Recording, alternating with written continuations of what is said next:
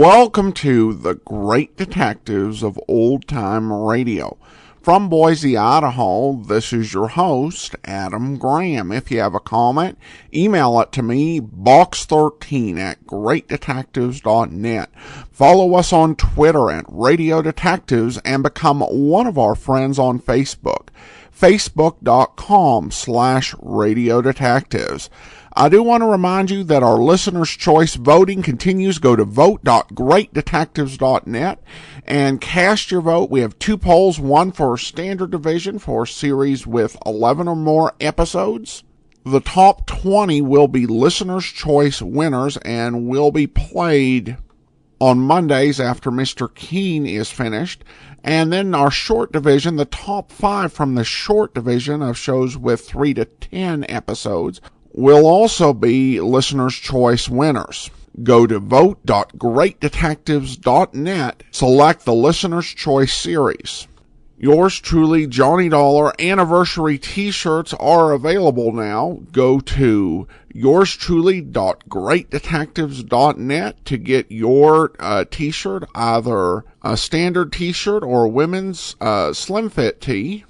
That's at yourstruly.greatdetectives.net. Now it's time for today's episode of Stand By for Crime. And it's time for Mr. Hendrick's Minds of Murder.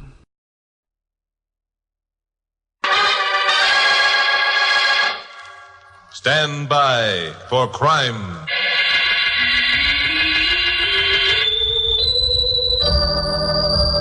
Hi, Chuck Morgan speaking. You know, being a newscaster on a station the size of Los Angeles KOP, you're bound sooner or later to step on somebody's toes.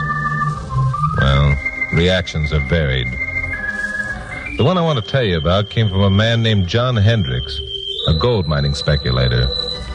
He bought an abandoned mine up near Las Vegas on the California side of the Nevada boundary. And besides diamond drilling for a cross vein, was working some of the old drifts. This type of work has plenty of hazards. But it didn't seem to me it was hazardous enough to have 3 men meet their deaths on the job in as many months. Especially when I learned that each of the trio had been insured for a sizable amount, with Mr. Hendricks himself named as beneficiary. Well, I made a vague reference to this in one of my broadcasts. The next day I received a phone call from Mr. Hendricks. He insisted I visit him at the mine and then decide for myself whether my remarks were justified. Well, the next day was Saturday. So I told my blonde secretary, Carol Curtis, to pack a toothbrush, and we'd spend a couple of days in the country. We started in the cool of the early morning. You know, Chuck, it was only about 3 months ago that we were driving along this very road. Glamourpuss, unless I'm wrong, which I seldom am, you're right.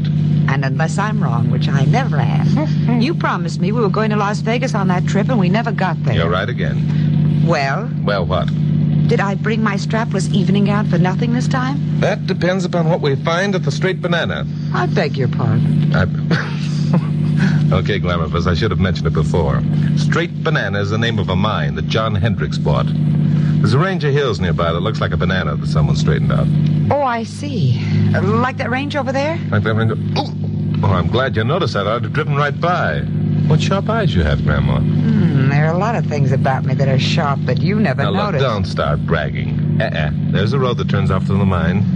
I'm not bragging, but a girl likes to be complimented once in a while, and you never... What was that? Sounded like a shot. And history is repeating itself. The last time we were up here, someone took a pot shot at us. Only it's different this time. We aren't the ones being shot at. Look. What's a man running as though he were being shot at? He is being shot at. As a matter of fact, he's being hit. Glamourpuss, we've stepped into another one. Let's go.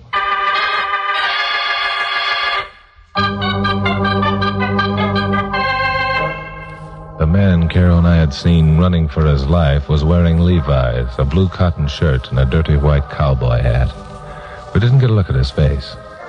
As a matter of fact, we didn't get another look at him at all. By the time we'd parked the car, scrambled up the steep embankment, the area behind the boulder where he'd fallen was deserted. Well, we walked over the ridge where the ambusher had been hiding and found the same thing there. Nothing. It was uncanny. Well, Glamourpuss, what do you make of it? I'm beginning to think the whole thing was a trick of our imaginations. Say, what did they call it out here in the desert? Mirage or something? Mirages don't consist of people and gunshots. Oh. Come on, let's get out of here. Okay. We went back to the car and drove on to the Straight Banana. The mine buildings, 4 in all, were stacked up against the side of a cliff. We stopped in front of what was obviously the owner's living quarters. And as we did so, the door to the building opened and a tall, gray-haired, distinguished-looking man came out. Hello there. I'm John Hendrick. I imagine you're Chuck Morgan. Yeah, that's right. This is my secretary, Carol Curtis. Hello. Mr. Curtis, it's a pleasure. I suppose you get out and come inside. It isn't much cooler, but it's better than being in this blasted sun. Have a nice trip? Yes, we had a fine trip. I'm afraid you misinterpreted the mention I made over the air about your mine, Mr. Hendricks. I certainly didn't intend to accuse you of being a murderer. Well, I'm glad to hear that. On the other hand, I'm not sure that I could blame you if you did. 3 accidental deaths in as many months looks bad. Just how do you account for them, Mr. Hendricks? I don't. Now, this mine, as you may know, has been inactive since 1925. I spent several months studying the history of the place, maps, charts, graphs, all sorts of reports, and I'm convinced that the 2 veins the former owners were working meet. If I can locate the spot where they meet, I'll find a rich deposit. Yeah, so you're diamond drilling, huh? Yes. That's not only an expensive proposition, but it requires skilled labor. Where have the accidental killings been taking place? 2 in the drifts, 1 among the drilling crew. You see, all of the drifts and superstructures have partially decayed. I'm having them replaced as rapidly as possible. Is it the custom of mine owners to insure their men? Well, I don't know about the ideas of other mine owners, but I take out 2 policies on all of my men. One for $5,000, naming the mine as beneficiary, and one for $10,000, naming the insured's family as beneficiary. Well, that seems more than fair to me. You didn't know about the policies for the insured's families, did you, Chuck? No. As a matter of fact, I didn't. However, I'd like to ask you, Mr. Hendricks, how the insurance company feels about all this. The company carrying my policies canceled them after the 3rd accidental death. After a considerable amount of effort and wire pulling, I finally succeeded in getting the Intermountain Insurance Corporation to write up the business. I see. However, now I'm having trouble hiring labor. Trouble is, I have to have a good many technical men, and the best I can do at the moment is to hire bindle stiffs at an exorbitant wage. Bindle stiffs? What are bindle stiffs? Bindle stiffs are peculiar to the West, Glamourpuss. Back east, they're called hobos. Oh. Where I come from, they call them bums. Well, you're not in Brooklyn now, so let's stick to bindle stiffs, huh? Oh, I'm sorry. Oh, not at all, my dear. Come in. Miss Curtis, Mr. Morgan, this is my daughter, Laura. Hello. Well, now, my dear, was there something in particular that you wanted to see me about? Yes, Dad. There's a man waiting in the office. He wants to see you about a job. He says he's a mining engineer. Well, this is good news. Does he know about Yes, I asked him. He says he doesn't care. He still wants a job. He's English, I think. I'll go talk to him at once. You 2 will excuse me? Certainly. Of course. Oh, thank you. Laura, why don't you make the folks a cool drink? Of course, Dad. John Hendricks went into another room and left the door ajar. His daughter disappeared into the kitchen. Glamourpuss and I could plainly overhear the conversation that Hendricks had with the man who was applying for the job. Well, sir, my daughter tells me you're looking for work. That's right, Governor. I'm a mining engineer. I got references from mine. I worked in South Africa and Alaska, too. Well, that's fine. You understand the risks you'll be taking if you come to work here? Why, sure, sir. That's why I came out. Think you'd be paying a real decent wage scale. Well, that's rather sharp reasoning. I doubt that we'll have any trouble over wages if your references prove you're as good a man as you'd like me to believe. Read them, sir. See for yourself. Well, let me see here. Yes, indeed. I couldn't ask for anything better than this. Oh, I'm a good man, sir. I know all about gold mining. You needn't worry about that. You know all about it, huh? Well, that's fine. Now, I tell you what to do. See that small building over there? Righto. That's the foreman's office. His name is Hal Browning. Tell him I've signed you on. And then come back here. I want you to talk to my insurance company this afternoon. I happened to be sitting near a window that looked out on the side of the house. The man Hendricks had been talking to came into my line of vision. He was wearing Levi's, a blue cotton shirt, and a dirty white cowboy hat. As I watched, he turned and called a reply to Hendricks' last remark. Righto, Governor. And thanks very much. This time I had a full view of his face. He wore drooping mustaches and seemed about 50 years old. I was positive he was the man Carol and I had seen shot an hour before. I'm sorry I was so long, but I'm sure you'll find these were worth waiting for. Well, they certainly look good. There you are, Miss Curtis. Mr. Morgan. Thank you. Thank you. Is Dad still talking to that engineer? No, I saw the engineer leave for the foreman's office a couple of minutes ago. Oh, excuse me. I'll go in and see what's keeping him. All right. Oh, Dad, there you are. Confound it, Laura. Where did I put the telephone number of that insurance company? If it were any closer to you, it would bite you. There it is, right on the spindle. Oh, yes. Well, I'll have to call them. Tell our guests I'll be a minute longer, will you, my dear? Of course. I'm sorry. Dad's calling the insurance company. He'll only be a minute longer. Oh, that's all right. How many men do you have working here at the mine, Miss Hendricks? About 25 right now. And none of them wanted to quit after the accident? Yes, 3 or 4 did quit. Oh. But Dad's paying such high wages that the rest decide to stay. I see. Well, I'm in luck. Just hired a man who seems to know his business. His name's Paul Anderson. Laura, I've made arrangements with Cranston of Intermountain Insurance Corporation to see him this afternoon and arrange for the man's physical examination. Can you drive him into Vegas? Of course, Dad. Oh, we could save you the trip if you want. We're going into Vegas. Oh, no, thank you.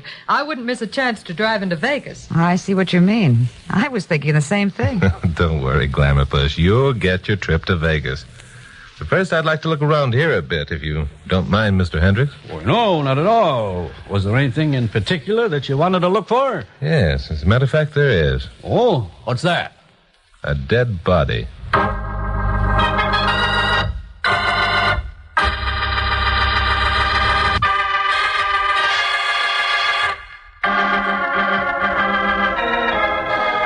Well, I had a purpose in making that crack about looking for a dead body. I wanted to see Hendrick's reaction. What did I get? Nothing. He made a joke of it, kidded me about thinking of him as a mass murderer. Glamourpuss and I spent an hour looking the mine over. We took an elevator to the top of the cliff and watched the diamond drill crew at work. While we were up there, we saw Laura drive out with the new employee. And I couldn't help wondering if the poor devil was going to be victim number 4 in the accidental death routine. Well, we looked around for about 15 minutes more, went back down in the elevator, thanked John Hendricks for his hospitality, and headed for Las Vegas. Oh, I just can't believe it. I can't either, Glamourpuss. You can't? You can't believe what? That those deaths are accidental. Oh, fiddly-dee, of course they were. John Hendricks and his daughter were the nicest people ever. Besides, that wasn't what I meant when I said I couldn't believe it. Well, don't you want to know what I can't believe? No. I can't believe we're actually on our way to Las Vegas, Turkey Boy. Boy, are we going to have fun. Well, anyway, I'm glad I didn't mention to Hendricks about the shooting we witnessed. Hey, how about that? What were you being so coy about? 2 reasons. If Hendricks is playing games, I didn't want to warn him. Secondly, was anybody actually shooting at the man in the white hat? Of course someone was. We saw it happen. No, we didn't. We heard a shot, saw a man running. We saw him being hit and falling. We saw him stumble, perhaps. We didn't find his body, and I saw the guy when we were at the mine. He wasn't dead. You saw him? When? Was it the same man? He was the engineer who applied for work. I'm sure no 2 men in these parts would be wearing Levi's, blue cotton shirts, and dirty white hats. Oh, well, maybe we'll find out something from the insurance agent. Hold on to your bonnet, Glamourpuss. I'm going to step the old crate up to 30 miles an hour.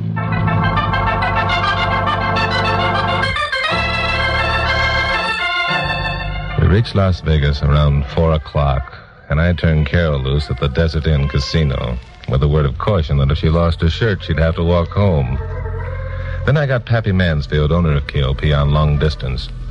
Told him if he was so inclined, he could hop a plane and come up here just to keep his eyes on the star newscaster. Well, Pappy didn't ask any questions, which was like him. Just said he'd see us around midnight. So then I found the address of the Intermountain Insurance Corporation.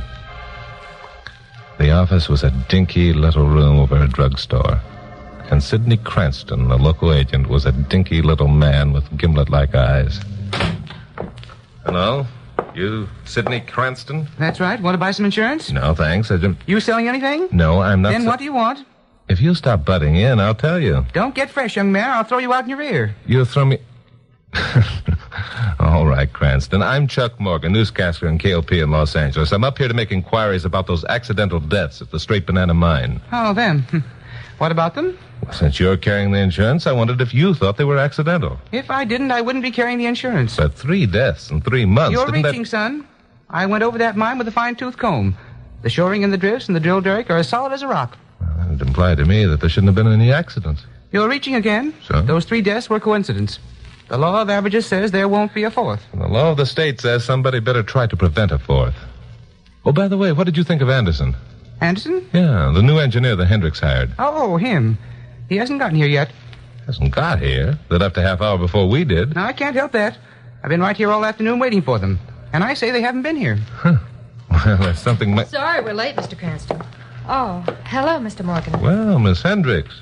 And this must be Anderson, the new engineer. That's right, Governor. Paul Anderson, just down from Alaska. I'm surprised that you didn't get here ahead of Miss Curtis and me, Miss Hendricks. We left the mine a half hour later than you. Oh, we did get here ahead of you, or I suppose we did. Oh? We've been in town a half hour more. Mr. Anderson wanted to buy a few things, and so did I. You might have come up to my office first, young lady. Been waiting here since your dad phoned. I don't like working Saturday afternoons. Well, I'm sorry about that, Mr. Cranston. Well, never mind. Let's get to work. You through asking dumb questions, Morgan? Yes, I'm through. Only just for the record, those questions were a whole lot less dumb than you seem to think.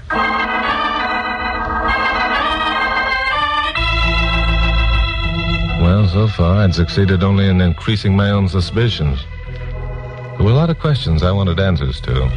But right at the moment, the possibility of getting answers to any question seemed remote.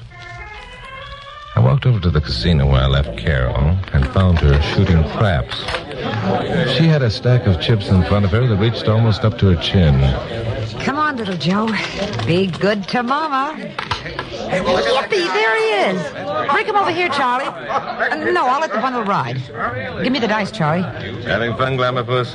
Oh, hello, Chucky boy. Hey, look what I've been doing. Yeah, I see. You know, the smart gambler quits when he's ahead. Come on, let's go. Oh, just once more, Chuck. Okay, search yourself, roll them, and see what happens.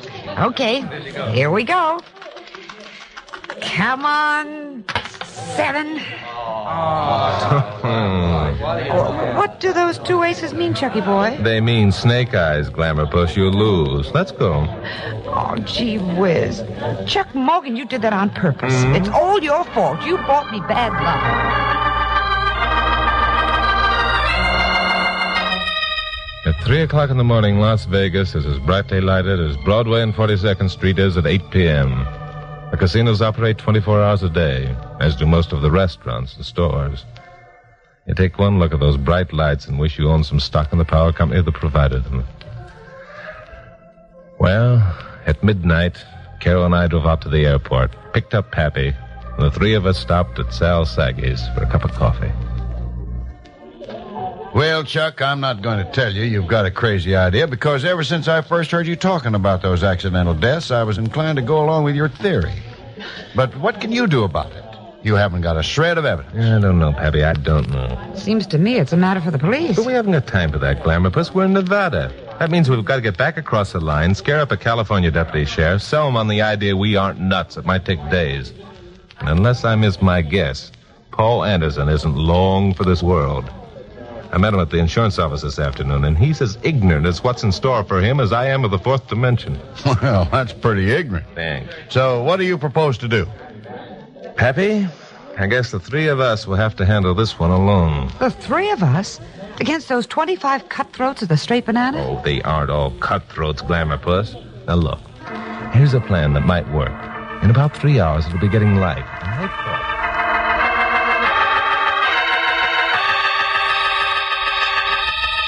Streaks of light were showing along the eastern horizon when I turned the old jalopy off the main highway and headed up toward the Straight Banana. About a mile this side of the mine, I parked and set out on foot. I kept well away from the darkened buildings of the mine, climbing to the ridge in the south where the ambush had crouched.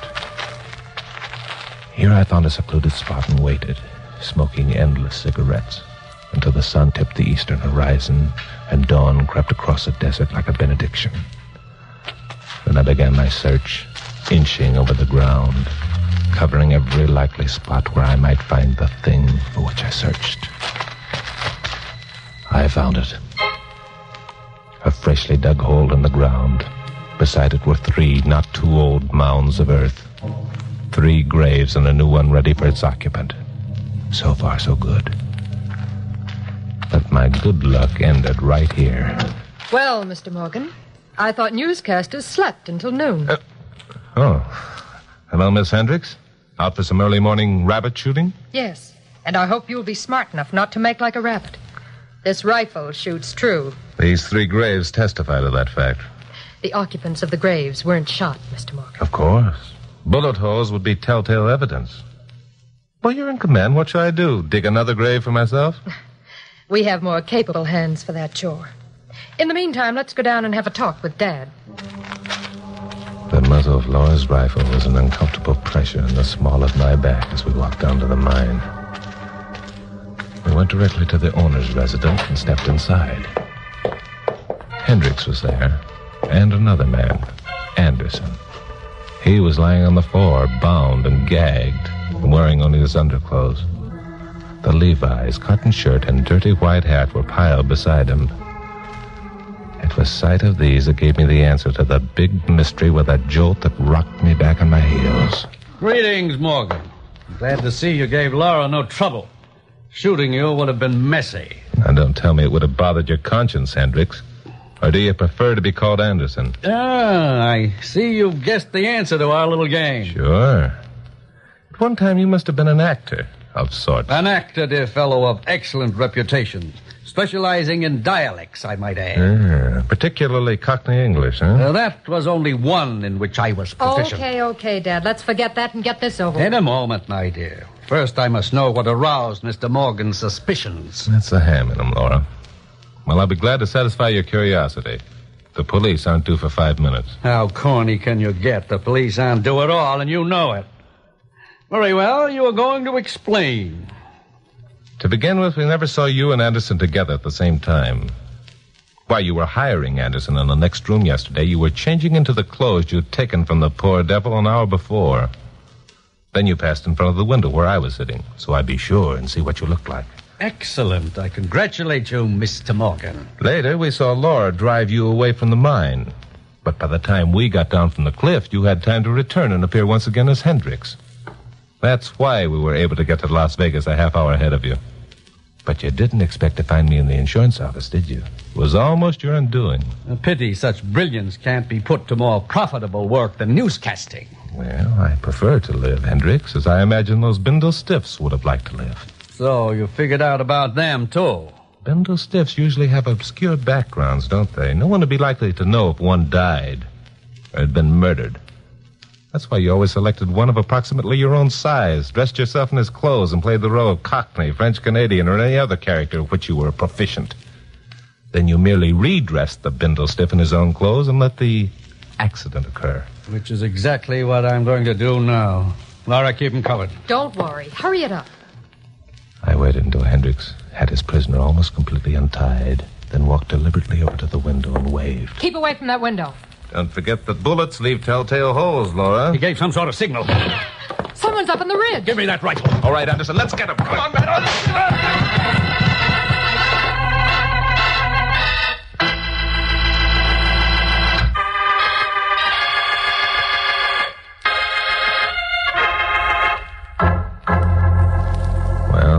Paul Anderson had presence enough of mind to give me the help I hoped would be forthcoming. It was Carol who fired the shot. Pappy was waiting outside, and he was in on the fight like a Marine.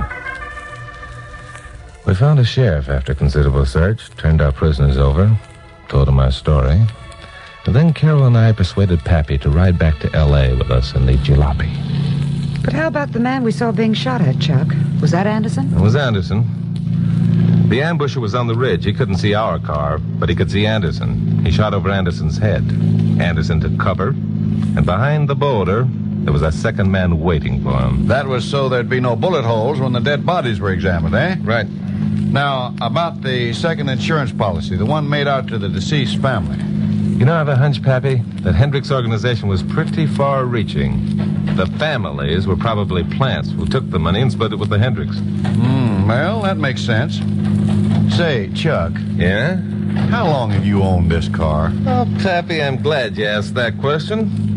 It's so old that the record of its birth was lost before the war. I thought so. Pappy, getting you to ride back with us was a trick. He thinks you'll take pity on him and buy him a new car. As a matter of fact, it might not be a bad idea. Oh, hold it. My, were those bumps or did a wheel fall off? You see, Pappy, I knew if you were made aware of the crate your star newscaster was forced to ride around in, you'd want to buy me a new one. Yeah. Well, I'll tell you what I'll do. I'll make you a deal. Good. What's that? If you let me off at the next town so I can catch a train for the rest of this trip, I'll buy you one.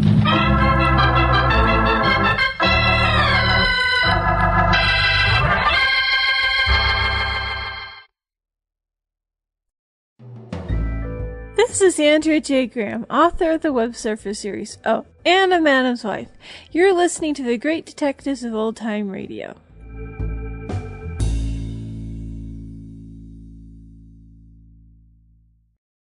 Well, a good episode overall, although Hendrick's pretense of being a great actor with that obviously fake Cockney accent, I think he might be a little bit biased in his overall evaluation of himself. I lean against Chuck being the jinx who caused Carol to lose, just because the craps table tends to be one of the toughest things to win at, and one of the games that people are most likely to get themselves into trouble over. But then again, this is Chuck Morgan, so who knows? And speaking of that, Chuck actually expecting Pappy to buy him a new car, well, unless that familial relation is literal, seems a bit much. I mean, maybe a raise so that he could afford a better car. I could certainly see that. But I haven't encountered anybody in old-time radio that expected their boss to buy them a new car. Though, then again, maybe it's something with the industry, just because, he's a news anchor and his job does require driving around everywhere. But at any rate, that will do it for today. Join us back here tomorrow for Rocky Jordan, and then next Tuesday, our 70th anniversary of yours truly, Johnny Dollar. Our celebration will feature an episode of yours truly, Johnny Dollar, featuring Edmund O'Brien. And we will actually return on Standby for Crime in 2 weeks. In the meantime, send your comments to box13 at greatdetectives.net. Follow us on Twitter at Radio Detectives and become one of our friends on Facebook, facebook.com/Radio Detectives. From Boise, Idaho, this is your host, Adam Graham, signing off.